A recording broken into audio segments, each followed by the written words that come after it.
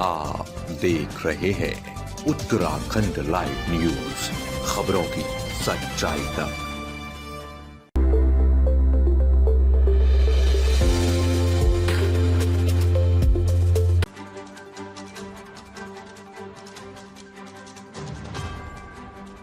कृष्ण जन्मभूमि में भक्ति की बयार।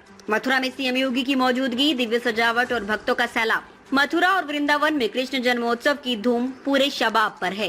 शनिवार सुबह मथुरा की पवित्र भूमि पर भक्ति और आस्था की अद्भुत छटा बिखरी नजर आई। वृंदावन में अब तक करीब 10 लाख श्रद्धालु श्री कृष्ण के दर्शन को उमड़ चुके हैं। सुबह 5:30 बजे नगाड़ों और शहनाइयों की मधुर ध्वनि के बीच ठाकुर जी की मंगला आरती हुई। इसके बाद पंचामृत से अभिषेक और पुष्पांजलि कार्यक्रम का आयोजन किया गया। सुबह 9 बजे भागवत भवन में श्रद्धालुओं की उपस्थिति में भक्ति का माहौल चरम पर पहुंच गया।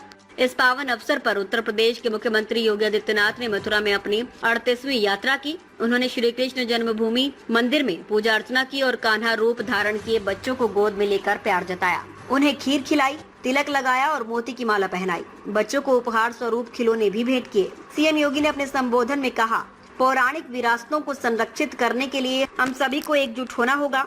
देश को तोड़ने वाली दुष्प्रवृत्तियां जाति, क्षेत्र और भाषा के नाम पर हमें बांटना चाहती हैं। हमें संस्कृति की रक्षा के लिए समर्पण भाव से कार्य करना होगा। कृष्ण जन्म स्थान मंदिर को विशेष रूप से सजाया गया है। मंदिर के गर्भगृह को कारागार की थीम पर तैयार किया गया है, जिसमें 221 किलो चांदी का प्रयोग हुआ है। वहीं मंदिर को ऑपरेशन सिंदूर थीम पर फूलों से सजाया गया है, जिसमें सिंदूरी रंग के फूलों का उपयोग हुआ है। ये फूल विशेष रूप से कोलकाता और बेंगलुरु से मंगवाए गए हैं। कृष्ण जन्मभूमि पर यह आयोजन आस्था, भक्ति और सांस्कृतिक एकता का प्रतीक बन गया है। मैं आपको आज इस बात के लिए आश्वस्त करता हूं कि हमारे माननीय जनप्रतिनिधिगण लगातार यहां के विकास के लिए कार्य कर रहे हैं। हम अपने आप को चलने वाली इस प्रक्रिया के साथ कभी भी अपने को वंचित नहीं कर सकते। याद रखना,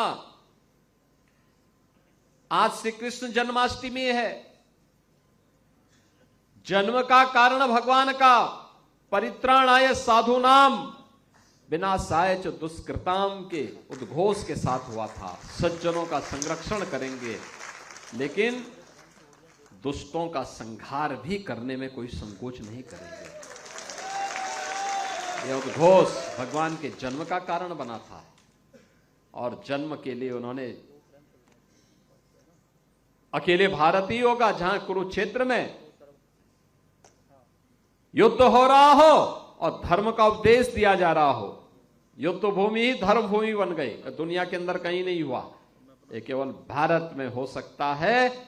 और श्री कृष्ण जैसे अवतार जब इस धराधाम में साक्षात आकर के अपनी कृपा बरसा रहे हो, तो उनके द्वारा कर्मणे वाधिकारस्ते मां फलेषु कदाचन,